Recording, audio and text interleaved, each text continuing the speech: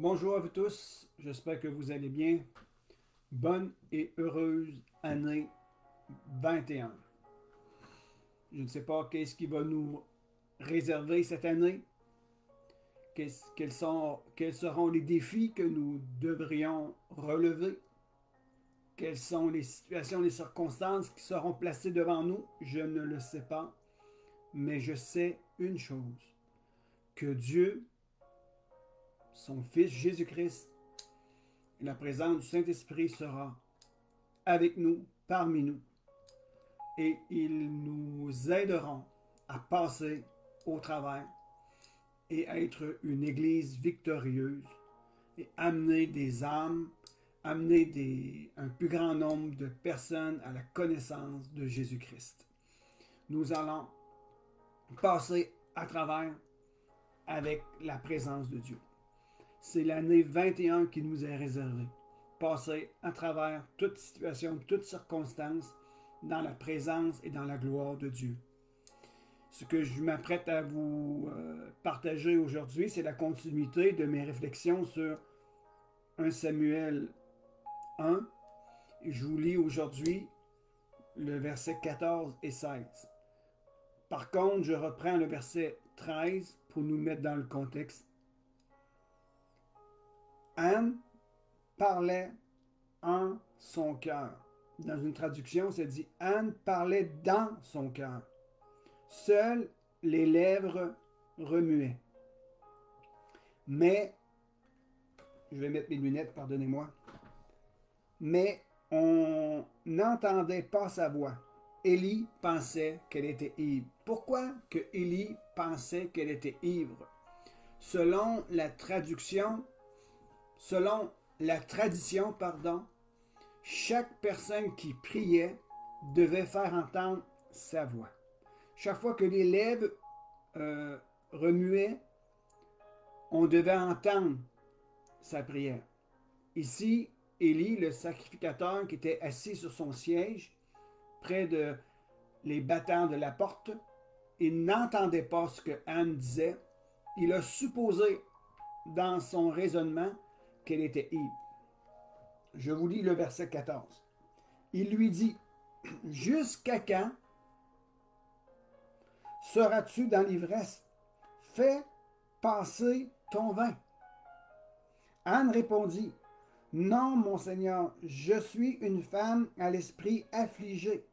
Je n'ai bu ni vin ni liqueur forte, mais j'ai penché mon âme devant l'Éternel. » Est-ce que je lis le verset 16? Oui. OK. Ne prends pas ta servante pour une femme de rien, car c'est l'accès de ma douleur et de mon chagrin qui me fait parler jusqu'à présent. C'est fort intéressant ici ce qu'on lit dans ce texte. Et j'essaie juste d'amener une vue avec des principes, non pas nécessairement dans le contexte culturel ou un contexte autre que je veux apporter des réflexions. Nous avons parlé sur le verset 13 que notre cœur, notre bouche doit être un. Nous devons parler en accord avec notre cœur. Et notre cœur doit être en accord avec la parole de Dieu.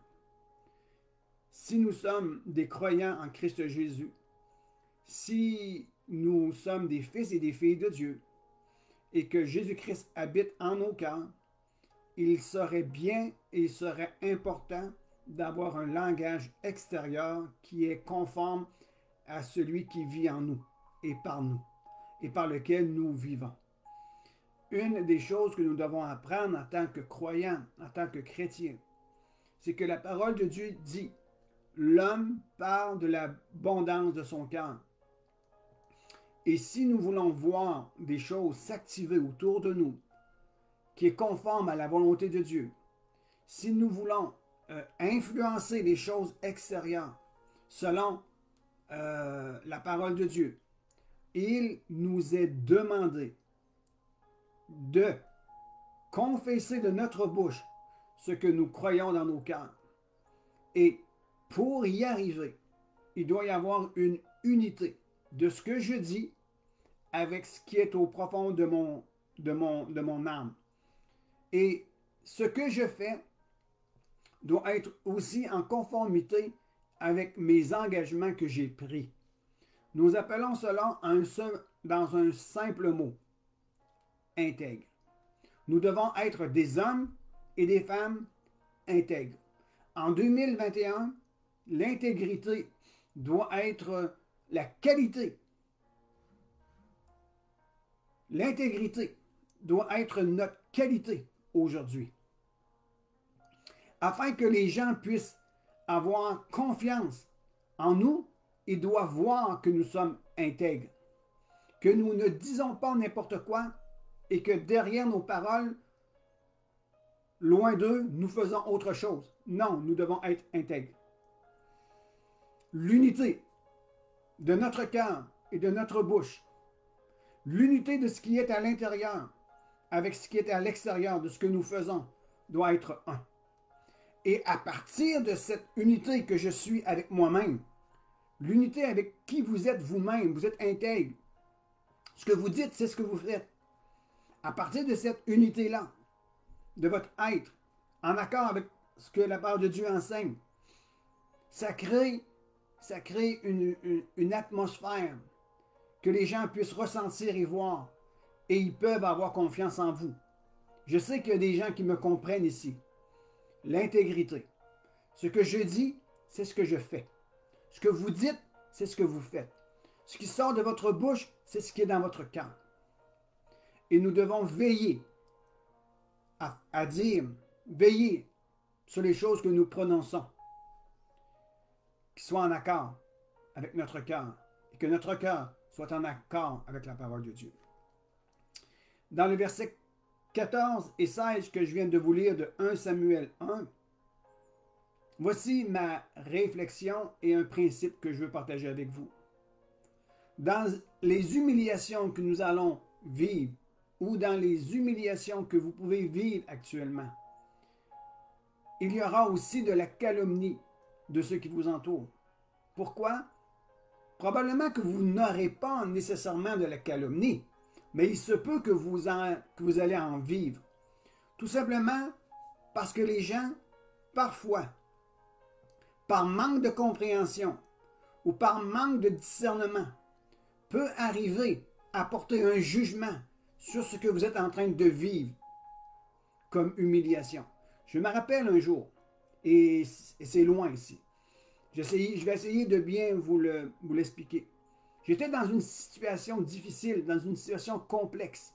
J'étais découragé, j'avais de la difficulté à me retrouver. Et je me suis confié à quelqu'un, à un croyant, à un chrétien. Et je lui ai dit, voici l'état de mon cœur, voici comment je me ressens, voici qu'est-ce qui se passe. Et la personne m'a dit ceci, il dit, je comprends, tu as un péché caché dans ta vie et tu dois te confesser et tu dois bien agir. Et parfois, c'est une réalité. On peut avoir, et on a des choses cachées dans nos cœurs que nous devons nous repentir. Il y a parfois des choses qui sont dans notre âme, dans notre cœur, qui sont cachées. Mais dans ce contexte ici, j'ai été blessé. J'ai été blessé par son approche. J'ai été blessé par son expression qu'il a fait à mon égard. Et il y a eu le témoignage de l'Esprit de Dieu dans mon cœur. Et je vous parle d'une situation particulière, une situation précise. Ce n'est pas toujours comme ça, mais parfois ça peut être comme ça. Je m'explique. Ce que vous êtes en train de vivre comme humiliation, ou ce que vous êtes en train de vivre comme fardeau ou comme difficulté, n'est pas toujours relié à une mauvaise attitude ou à un péché caché. L'Esprit de Dieu m'a témoigné en disant ceci. Est-ce que Jésus a péché dans sa vie? J'ai dit, bien sûr que non. Jésus n'a jamais commis aucun péché, selon ce que je comprends de la parole de Dieu. Et c'est une réalité. Alors l'Esprit de Dieu m'a dit, ce n'est pas parce que tu as péché que tu vis une situation ou ce que tu ressens maintenant. Cela n'est pas relié à un péché caché dans ta vie. Mais j'ai dit, que se passe-t-il, Seigneur? Tu portes en ton cœur un fardeau. Alors j'étais vraiment encouragé de savoir que l'état de mon cœur, en ce moment là-bas, à ce moment-là précis, n'était pas à cause d'un péché, mais c'était à cause que je portais un fardeau sur mon cœur et je ne le discernais pas. Alors il se peut que dans votre humiliation ou dans les moments de difficulté que vous vivez à l'heure actuelle, les gens, par manque de discernement ou par manque de compréhension, peuvent vous calomnier. Mais voici le principe spirituel que je veux vous amener ici. C'est dans Colossiens 3. Et on va lire quelques textes. Pas quelques textes, pardon, on va lire quelques versets. Colossiens 3, versets 12 à 15. Voici qu'est-ce que Colossiens 3, versets 12 à 15 nous dit. Ainsi donc, comme des élus de Dieu, saints et bien-aimés, revêtez-vous d'ardente compassion, de bonté, d'humilité, de douceur et de patience. Et voici, supportez-vous les uns les autres. Faites-vous grâce réciproquement. Si quelqu'un a à se plaindre d'un autre, comme le Christ vous a fait grâce, vous aussi faites de même. Mais par-dessus tout, revêtez-vous de l'amour, qui est le lien de la perfection. Que la grâce, que la paix de Christ, à laquelle vous avez été appelés pour former un seul corps, règne dans vos cœurs. Soyez reconnaissants. Soyez reconnaissants. Voici le principe que je veux vous amener. Aussi bien pour toi qui subis une humiliation et un manque de compréhension, ces versets-là s'appliquent pour toi, aussi bien que pour l'autre qui te voit dans cette humiliation et qui ne comprend pas ce qui se passe avec toi. Voici ce que nous devons être. Être revêtus de bonté, d'humilité, de patience et d'amour. Et si on a à se plaindre d'une situation quelconque, on a de la retenue dans notre vie. Le principe spirituel, c'est il nous faudra nous tenir de façon convenable. Nous devons apprendre, en tant qu'être humain dans son ensemble, à se tenir convenablement, indépendamment de ce qui se passe alentour de nous. Je me rappelle un autre jour, j'étais porté à vouloir pointiller sur ce que les gens faisaient. Et le Saint-Esprit m'a repris sévèrement. Il dit, Michel, est-ce que tu serais porté à critiquer tes professeurs qui t'enseignent une matière pour aller plus loin? Ben, j'ai dit, ben non, je ne les critiquerai pas. Pourquoi je critiquerais mon professeur qui veut m'aider à avoir du succès? Il dit, fais de même pour le monde. Parce que le monde t'enseigne certaines choses à ne pas faire. Le monde t'enseigne ce que tu ne dois pas faire si tu ne veux pas vivre ce que eux vivent. Alors ne critique pas le monde, mais prie pour eux. Amen. Alors, ceux et celles qui ont tendance à vouloir porter de la critique ou à être pointilleux sur ce que les autres font, ne le fais plus maintenant, mais agis dans la sagesse et le discernement. Le monde est en train de nous enseigner aux choses que nous ne devons pas faire si nous ne voulons pas vivre comme eux vivent, et les choses que nous devons faire si nous voulons recevoir ce que eux ont. Le monde, c'est le monde. Et nous devons prier pour eux. Je termine avec une dernière réflexion ici. Parfois, notre état intérieur doit être soutenu par notre attitude extérieure. Malgré tout, nous sommes appelés en tout temps à manifester le fruit de l'esprit et une bonne position convenable. Je répète ceci. Parfois, notre état intérieur doit être soutenu par notre attitude extérieure. Malgré tout, nous sommes appelés à vivre et à manifester le fruit de l'Esprit et une bonne position convenable. Je vous lis 2 versets ici dans Colossiens 3, versets 16 et 17.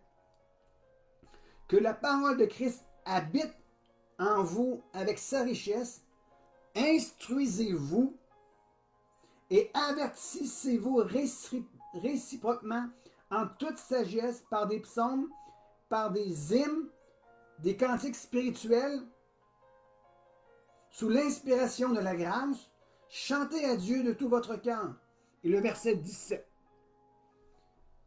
Quoi que vous fassiez, en parole ou en œuvre, faites tout au nom du Seigneur Jésus, en rendant grâce par lui à Dieu le Père. Ce que nous vivons à l'extérieur, à l'intérieur, nous devons le porter aussi par notre attitude extérieure. Pourquoi? Nous sommes appelés à manifester que nous sommes un avec nous-mêmes, que nous sommes des hommes, des femmes, vous êtes des femmes, vous êtes des enfants de Dieu. Nous devons manifester autour de nous une intégrité. Nous sommes intègres et dignes de confiance parce que notre Seigneur Jésus-Christ est la vérité, le chemin et la vie. Et nous sommes appelés à refléter la grandeur de Dieu dans notre génération actuelle. Sur ce, passez une excellente fin de journée. Et je tiens aussi à vous faire un rappel. Demain matin, 10h30, nous avons une assemblée très particulière. Nous sommes sous le Zoom. Ceux qui veulent se joindre à nous, laissez-moi savoir. Via Facebook, parce que nous sommes encore sans lieu de rassemblement public. Notre local est en rénovation et on doit chercher un autre endroit. Bref, demain, 10h30, une assemblée particulière. Nous avons des invités. Émilien Coton pour la louange et l'adoration. Mon épouse et moi allons apporter un encouragement et une direction pour 2021. Il y a aussi le pasteur Jacques Lapointe de Ottawa et avec l'évangéliste revivaliste Serge Côté qui va nous emmener aussi quelques mots d'encouragement. Soyez bénis. Demain, 10h30, soyez avec nous. Partagez cette vidéo, je crois que c'est important. Je vous aime, je prie pour vous, je prie pour la Gaspésie, les îles et le nord du Nouveau-Brunswick. S'il vous plaît, si vous connaissez des personnes dans des îles de Madeleine et le nord du Nouveau-Brunswick, partagez ces vidéos. Nous devons nous connecter ensemble parce qu'il y a une destinée que la Gaspésie, les îles, le nord du Nouveau-Brunswick doivent accomplir. Soyez bénis, à la prochaine.